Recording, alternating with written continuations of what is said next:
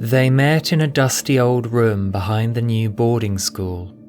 A motley gathering, maybe 12 or 13 of them in total, young, old, and everything in between, sat facing each other in a hastily arranged circle of plastic chairs. They were all wearing tatty handwritten name stickers on their lapels for each other's benefit. Graham, Yaz, Ace, Tegan, and so on. No one quite knew what to call it. An anonymous support network? Group therapy? How could you possibly say it was a reunion among friends when most of them hadn't even met properly? They sat there a while in awkward silence, each waiting for the other to speak, yet none of them feeling quite brave enough to do so, let alone question whether the large robot dog also sitting in the room with them had any right to be there.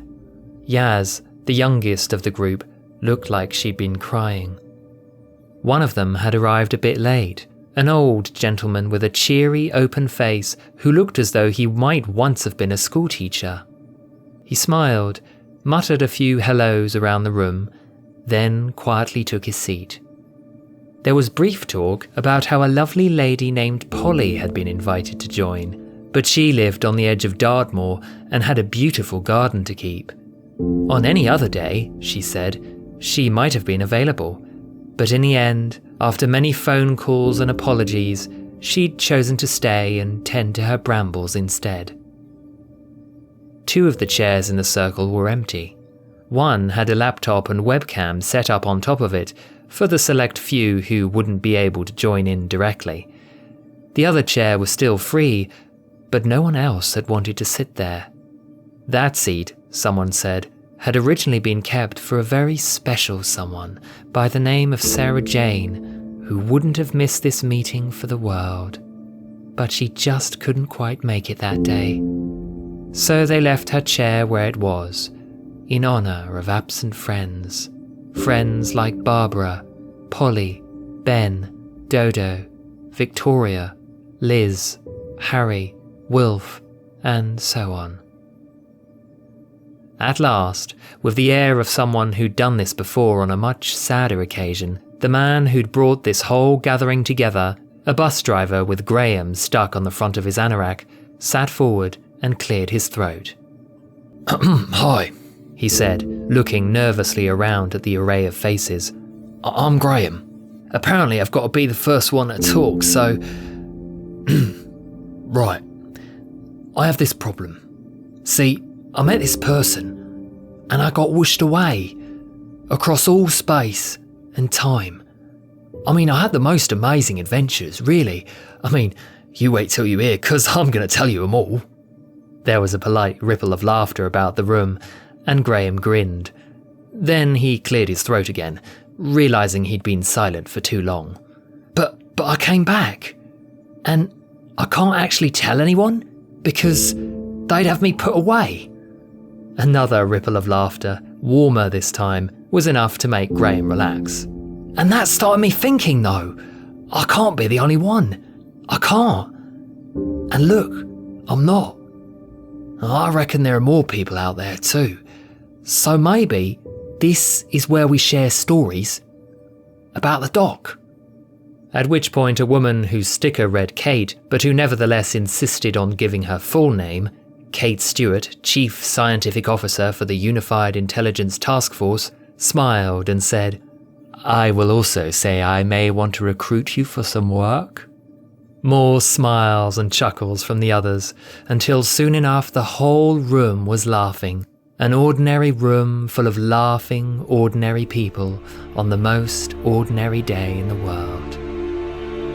But what extraordinary tales they had to tell.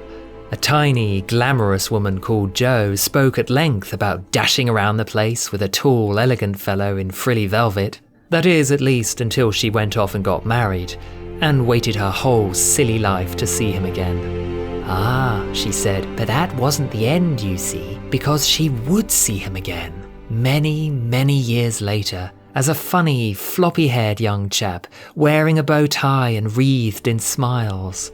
He'd sat her down in the wastelands of a distant planet and told her what an idiot she was, and how proud he was of her. Sarah Jane was there too, Jo recalled, with a misty look in her eye. Lovely Sarah Jane. More stories followed, tentatively at first, then coming thick and fast. A woman with a shock of red hair who went by Mel told them about a quick-tempered man who liked to live his life in many colours, and then about a small guy in a straw hat with a face full of wisdom, fighting bat creatures under the pink skies of Lacatia.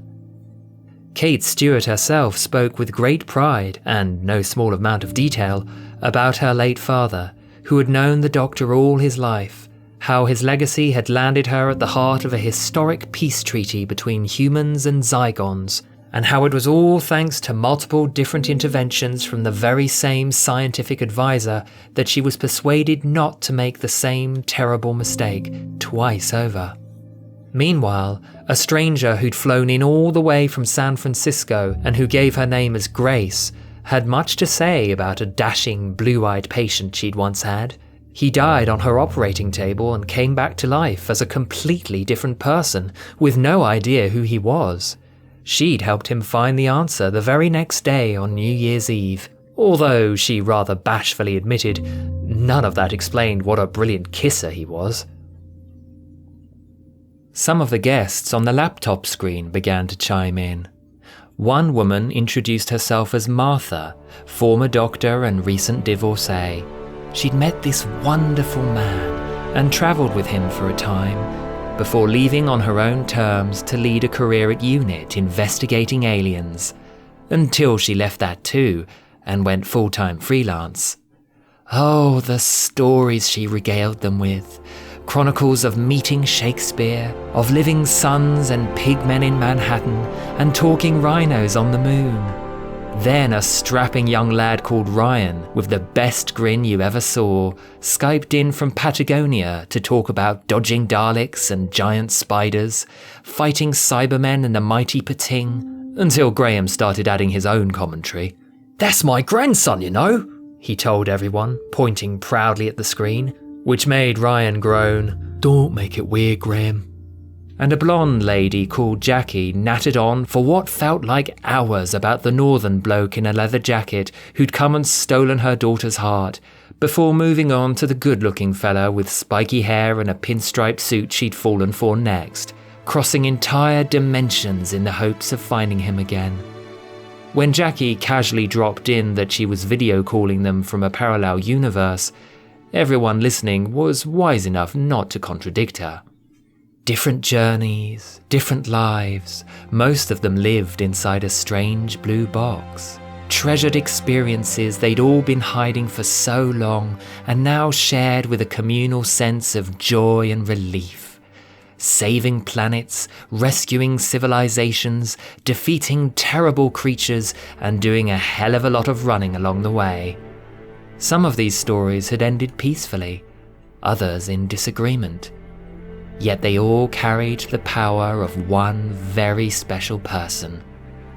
Sometimes it had started with a grandfather, a professor, or a cricketer. Other times it was someone who played the flute about as well as he played the fool, or a wanderer who was all teeth, curls, and a very long scarf, or even, on occasion, a grumpy white-haired Scotsman. But always the same, always the Doctor. Splendid chaps, it was agreed, all of them. A gentle Liverpudlian giant, who some already knew pretty well by now, put his hand up. "Dan, I've only been back a month, and I'm really glad I'm not on the verge of being exterminated anymore. But I do miss her." "Sorry?" The old school teacher, who'd kept mostly to himself this entire time, was now leaning forward with a look of what could only be described as sheer flabbergasted wonder written across his face. Did you say her? Mel, the redhead, was getting quite confused by it all. How many doctors are there? Joe laughed. I think we're going to be here quite some time.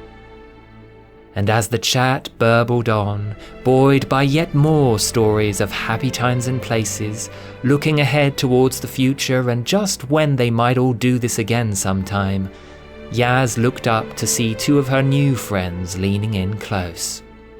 Are you okay? Tegan asked kindly from one side, taking her hand. Is she okay? Asked Ace from the other. And Yaz smiled at them through her tears. Course she's okay. She's the doctor.